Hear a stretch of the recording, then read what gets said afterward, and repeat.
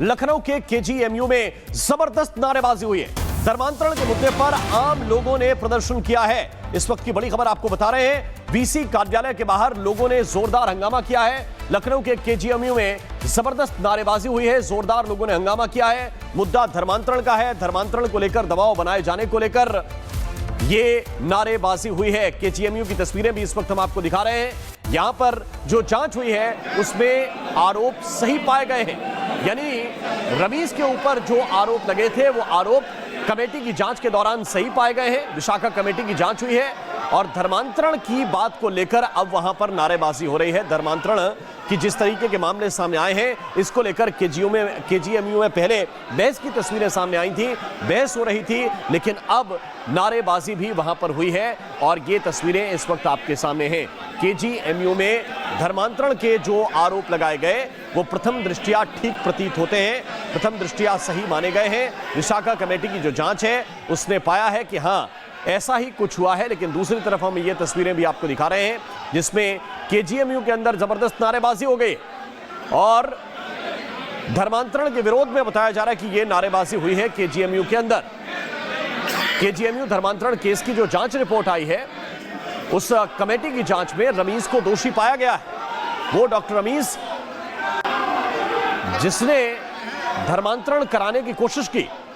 अब सवाल यह है कि कितने और लोगों को उसने निशाने पर लिया। इस मामले को लेकर रमीज फरार चल रहा है। अब पुलिस इस मामले को लेकर कार्रवाई करेगी। जो पहली रिपोर्ट आई है जांच कमेटी की, उस जांच कमेटी में रमीज को दोषी पाया गया है और अब धर्मांतरण के खिलाफ वहां पर स्वर मुखर हो रहे हैं, प्रदर्शन हो रहा है, नारेबाजी हो रही है और ये नारेबाजी की तस्वीरें इस वक्त हम आपको दिखा रहे हैं।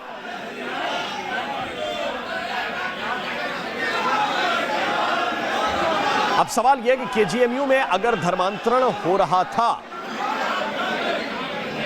तो ये कैसे चल रहा था और क्या ये केवल एक इंडिविजुअल केस है जिसमें रमीज नाम का ये आरोपी था, या रमीज ने एक महिला के अलावा भी कई और महिला डॉक्टर्स को या पढ़ने वाले स्टूडेंट्स को निशाने पर लिया है और ये एक बहुत बड़ी धर्मांतरण की साजिश थी, या कहिए कि ये लव जिहाद की साजिश थी जिसको यहां पर एग्जीक्यूट किया जा रहा था।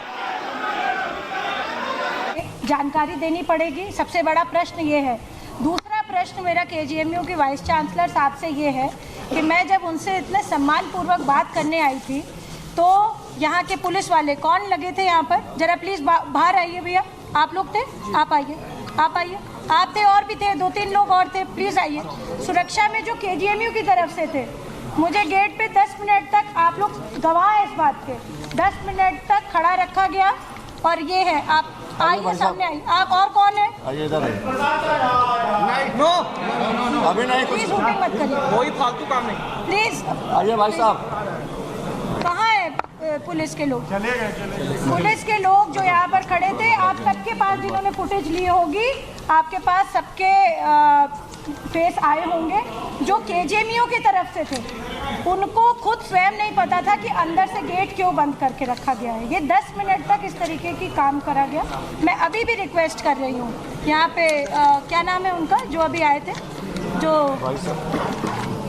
अपना चीफ प्रॉक्टर जो थे RS कुशवाहा जी, उन्होंने बोला कि कोई जिम्मेदार व्यक्ति ज़रूर होगा जिनसे हम बात करेंगे।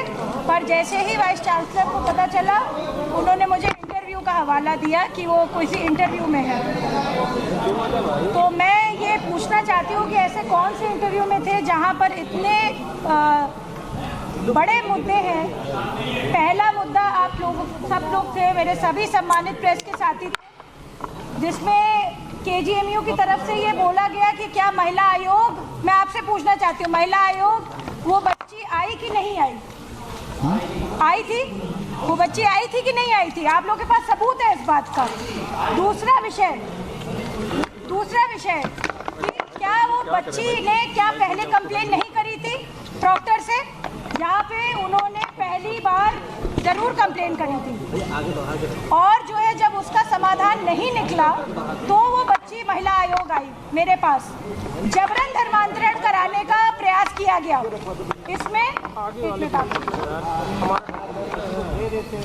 इसमें प्रोफेसर वाहिद अली और प्रोफेसर सुरेश बाबू का भी 10 दिन का ट्रैक रिकॉर्ड है ये पुलिस के पास कि जब डॉक्टर रमीज मलिक यहाँ से भागा और प्रशासनिक दबाव में आया महिला आयोग के संज्ञान के बाद 10 दिन तक इन दोनों लोगों की उससे बात हुई है।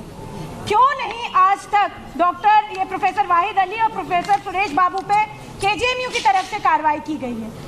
यहाँ पर कई तरीके से धर्मांतरण तो एक विषय है ही जो हो गया और बहुत दुखद हुआ। वो बच्ची की आज जन सुनवाई थी जिसकी वजह से मुझे आधे घंटे लेट भी हो गया। मैं इस केस के बारे में आपको एज आयोग एज प्रशासनिक उससे कि रमीज ने 2 लाख रुपए अपने घर से भागने से पहले लिए थे, ये जांच की रिपोर्ट है। और पहली लड़की जिसको उसने विक्टिम बनाया उसने 17 पेज, 1 नहीं 2 नहीं 17 पेज का लिखित बयान अपना दिया है। और 17 पेज के बयान में उस विक्टिम ने लिखा है कि उसको किस तरह से मानसिक और शारीरिक यातनाएं दी गई। तीसरी बात, जब उसको इतनी बार पीटा गया, इतनी बार मारा गया, तब भी जो है उसने रमीज की माँ का नाम भी लगाया जो कि कन्वर्जन में उसके साथ मिली हुई थी। इतना होने के बावजूद जब इस मामले पे आप लोगों ने सबने हल्ला किया, सारे लोगों ने प्रशासनिक जो है उनके ऊपर कार्रवाई करने की बात की, आदरणीय मुख्यमंत्री जी ने स्वयं पीड़िता से जब बात करी, उसके बाद ये कार्रवाई हुई है कि रमीज डॉक्टर से हमारा कोई मतलब नहीं है। तो जब वो भाग गया तो आपका मतलब क्या होगा? उसके ऊपर तो महाराज जी ने जो है वारंट धर दिया है ना, 25,000 रुपए का इनाम ही वो डकैत हो गया है। तो मुझे लगता है कि इस तरीके की बात क्यों हो रही है, केजीएमयू की तरफ से इतनी लापरवाही क्यों हो रही है? दूसरा विषय मेरे पास आज जिसकी वजह से मैं लेट होकर के आई, मैं आप सबको ये बताना चाहती हूँ कि आज ये प्रकरण क्या था। आज इस प्रकरण की वजह से आई क्योंकि एक यहाँ पे मेल डॉक्टर है, एक फीमेल डॉक्टर की मेरे पास रिपोर्ट आई मैं दिसंबर को, और दिसंबर में उन्होंने ये बात बताई कि उनका सीनियर डॉक्टर है, वो उनका नाम मैं नहीं लेना चाहती हूँ और मीडिया के सामने क्योंकि गोपनीयता भंग होगी। आज इसी केस के संबंध में मैं आई थी और अब मैं क्योंकि मुझे मजबूर होना पड़ रहा है कि प्रेस के माध्यम से मैं ये बता सकूं कि महिला आयोग अब किसी प्रकार से शांत नहीं होगा। उस डॉक्टर को बोला गया कि आप महिला आयोग क्यों गई, किस हैसियत से गई। मैं पूछना चाहती हूँ केजीएमयू के पूरे प्रशासन से, क्या महिला आयोग कॉन्स्टिट्यूशनल बॉडी नहीं है? क्या महिला आयोग जो है इस सरकार और इस संविधान की बनाई हुई नहीं है? क्या महिला आयोग के पास आने के लिए केजीएमयू की वाइस चांसलर या अन्य किसी प्रशासनिक व्यक्ति का एक महिला को सपोर्ट लेना पड़ेगा? दूसरा विषय जिस बारे में उस लेडी डॉक्टर ने हमारे पास कंप्लेन करी वो सेक्सुअल असॉल्ट था, अभद्रता थी। जब उन्होंने लगातार कंप्लेन करी और ये प्रकरण पिछले 6 माह से चल रहा है, जब लगातार उन्होंने ये कंप्लेन करी, उसके बाद जब वो मेरे पास दिसंबर में आई है तो उनसे बोला गया कि आप महिला आयोग मत जाइए, हम विशाखा कमेटी बनाते हैं, विशाखा कमेटी की जांच रिपोर्ट आएगी।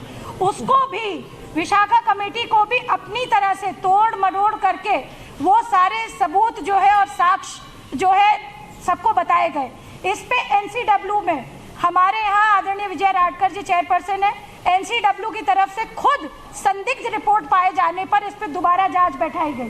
तो मुझे लगता है कि केजीएमयू में स्वास्थ्य के ऊपर तो काम हो नहीं रहा है, यहाँ पर बच्चों की पढ़ाई के ऊपर नहीं ध्यान दिया जा रहा है, यहाँ पर वाइस चांसलर महोदया मिलना नहीं चाहती हैं कॉन्स्टिट्यूशनल बॉडी से, और इस तरह की के असहज रूप से समाज के प्रति जो एक दर्पण दिया जा रहा है, जिस तरह से तीमारदार यहाँ पर लाइन के लाइन खड़े रहते हैं।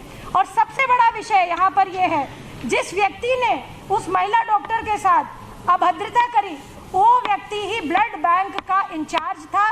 ब्लड स्टोरेज बैंक का ये सर्टिफिकेट अप्रूवल है जिसकी 2 साल तक परमिशन नहीं थी।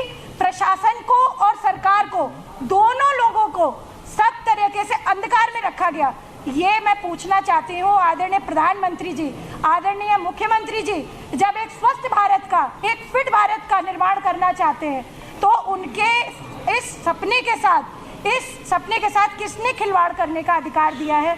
इस पे मुझे जवाब चाहिए और ये कॉपीज मैं आप सभी को दूंगी क्योंकि ये मास मेरे पास लिखित आई है। ये सारी कॉपीज 2 साल तक बिना लाइसेंस के किसी को भी अलाउड नहीं है कि आप जो है किसी तरीके से ब्लड बैंक चलाएं। यहाँ 2 साल में गायनेकोलॉजी डिपार्टमेंट में महिलाओं को जब ये ब्लड सप्लाई हुआ कितनी डेथ्स हुई, इस पे जांच होनी चाहिए। होनी चाहिए कि नहीं होनी चाहिए? तो इस पे जांच होगी और हम ये एश्योर करेंगे कि इसमें अगर किसी की मृत्यु हुई है या इस तरीके की लापरवाही हुई है और जो मोदी जी और योगी जी का फिट इंडिया का सपना ध्वस्त करने का काम किया है